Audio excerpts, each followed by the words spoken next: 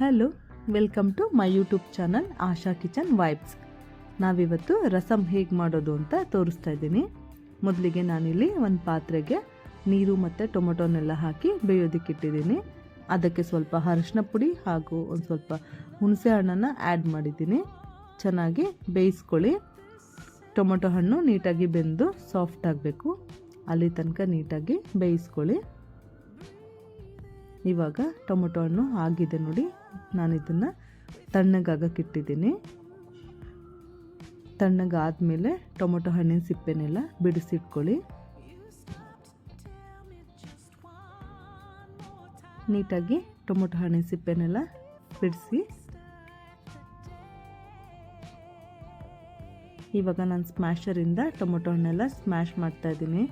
ಯಾಕಂದರೆ ಒಳಗಡೆ ಟೊಮೊಟೊ ಹಣ್ಣಿನ ಒಳಗಡೆ ಸ್ವಲ್ಪ ಬಿಸಿ ಇರುತ್ತೆ, ಅದಕ್ಕೆ ಫಸ್ಟು ನಾನು ಸ್ಮ್ಯಾಶರಲ್ಲಿ ಸ್ಮ್ಯಾಶ್ ಮಾಡ್ತಾಯಿದ್ದೀನಿ ನೋಡಿ. ನೆಕ್ಸ್ಟು ನಾನಿವಾಗ ಕೈಯಿಂದನೇ ಟೊಮೊಟೊ ಹಣ್ಣನ್ನು ಕಿವುಚಿ ರೆಡಿ ಮಾಡ್ಕೊತೀನಿ. ರಸಮ್ಗೆ ಟೊಮೊಟೊ ಹಣ್ಣು ಕೈಯಿಂದ ಚೆನ್ನಾಗಿ ಹುಣಸೆಹಣ್ಣು ಟೊಮೊಟೊ ಹಣ್ಣೆಲ್ಲ ಕಿವುಚ್ಕೊಳ್ಳಿ. ಕೈಯಿಂದ ಕಿವುಚಿದಷ್ಟು ರುಚಿ ಚೆನ್ನಾಗಿ ಬರುತ್ತೆ. ನಾನಿಲ್ಲಿ ನೆಕ್ಸ್ಟು ಕುಟಾಣಿಗೆ ಮೆಣಸು ಜೀರಿಗೆನ ಹಾಕಿ ಜಜ್ಜಿ ಪುಡಿ ಮಾಡಿ ತಗೊತಾ ಇದ್ದೀನಿ ನೋಡಿ. ಈ ಥರ ಪುಡಿ ಆದರೆ ಸಾಕು. ನೆಕ್ಸ್ಟು ಬೆಳ್ಳುಳ್ಳಿನ ಜಜ್ಜಿ ರೆಡಿ ಮಾಡ್ಕೊತಾ ಇದ್ದೀನಿ. ಇವಾಗ ಒಂದು ಪ್ಯಾನಿಗೆ ಸ್ವಲ್ಪ ಆಯಿಲ್ ಹಾಕ್ತಾಯಿದ್ದೀನಿ.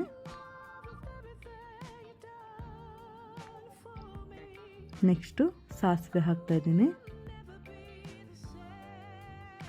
ನೋಡಿ.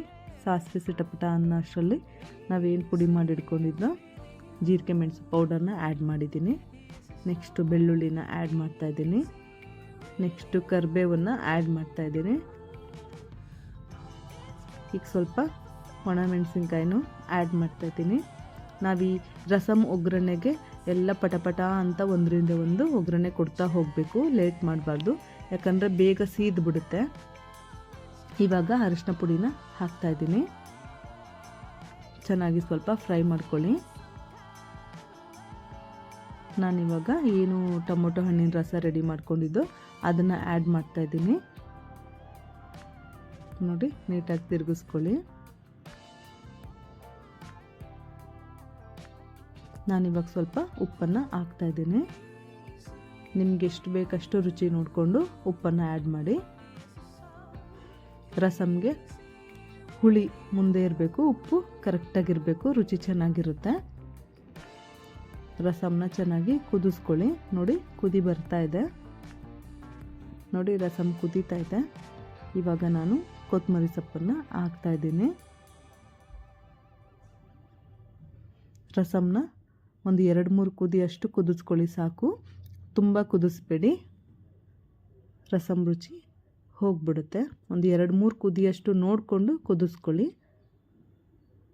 ಟೊಮೊಟೊ ಹಣ್ಣು ಮುಂಚೆನೇ ಬೇಯಿಸಿಟ್ಕೊಂಡಿರೋದ್ರಿಂದ ತುಂಬ ಜಾಸ್ತಿ ಕುದಿಸ್ಬೇಡಿ ನೋಡಿ. ಇವಾಗ ರಸಮ್ ರೆಡಿಯಾಗಿದೆ.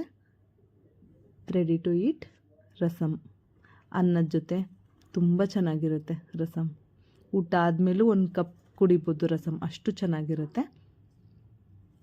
ಇದು ಶೀತ ಕೆಮ್ಮಿಗೆಲ್ಲ ತುಂಬ ಒಳ್ಳೆಯದು ರಸಮ್.